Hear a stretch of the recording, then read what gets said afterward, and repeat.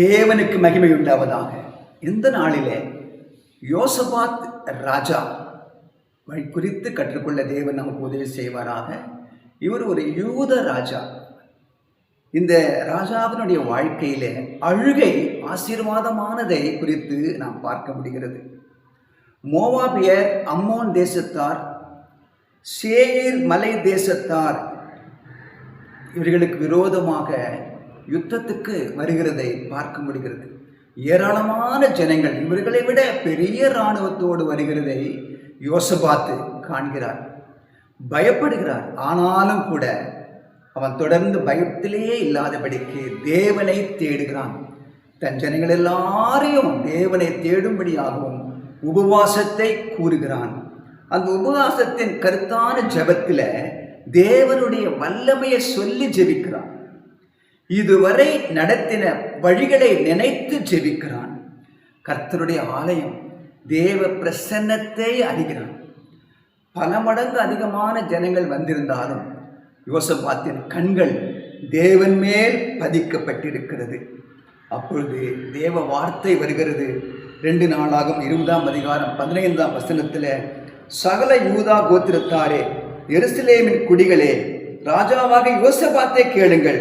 நீங்கள் அந்த ஏராளமான கூட்டத்திற்கு பயப்படாமலும் கலங்காமலும் இருங்கள் என்று கர்த்தர் உங்களுக்கு சொல்லுகிறார். இந்த யுத்தம் உங்களுடையது அல்ல, தேவனுடையது என்று ஒரு வார்த்தை வருகிறது. முதலில் வார்த்தை, பிறகு அற்புதம். நம்முடைய வாழ்க்கையில கூட தேவன் அநேக அற்புதங்களை செய்வார். நாம் முதலில் தேவனுடைய வார்த்தையை கனம் பண்ணும் பொழுது நிச்சயமாக செய்வார்.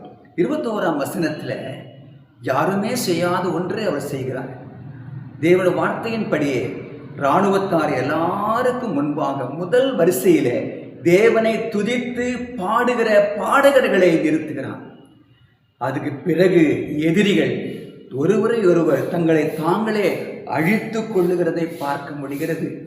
அவர்களுடைய பொருட்களை எல்லாவற்றையும் சேகரிக்க 3 நாட்கள் ஆகிறது. அந்த இடத்திற்கு பெயர் பெராக்கா என்று சொல்லப்படுகிறது. பெராக்கா என்றால் ஆசீர்வாதம் என்று பெயர். ஆசா ராஜா இருந்த இடத்துல யோசபாத் ராஜாவாகிறார். அவர் 34 வயதிலே அவர் ராஜாவாகிறார். அவர் ஆசாரியர்களையும் லேவியர்களையும் தேசம் முழுவதும் ஒவ்வொரு இடத்துக்கும் ஒவ்வொரு நகரத்துக்கும் தேவனுடைய பிரமாணங்களையும் நியாய பிரமாணங்களையும் கற்றுக் கொடுக்கும்படியாக அனுப்புகிறார். அவர்கள் போய் ஜனங்கள் எல்லாருக்கும் தேவனுடைய பிரமாணங்களை கற்றுக் கொடுக்கிறார்கள். இராணுவத்திலே ஆட்களை சேர்த்து இராணுவத்தை பலப்படுத்துகிறார். தேவனுடைய வார்த்தைகளை பிரமாணங்களை கற்றுக் கொடுத்த யோசபாத் நம்முடைய வாழ்க்கையில கூட தேனிலும் தெளித்தேனிலும் மதுரமான தேன் ஆனது தேவனுடைய வார்த்தை. பொன்னிலும் பசும் பொன்னிலும் வெளியேற பெற்றது தேவனுடைய வார்த்தை.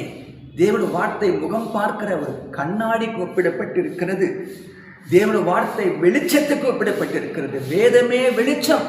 நம்முடைய வாழ்க்கையில கூட அதிகமாக தேவனுடைய வார்த்தைகளை வாசிக்கவும் தியானிக்கவும் அந்த வெளிச்சத்திலே நாம் நிரப்பப்படவும் ஜெயம் கொடுக்கவும் கர்த்தர் உதவி செய்வாராக.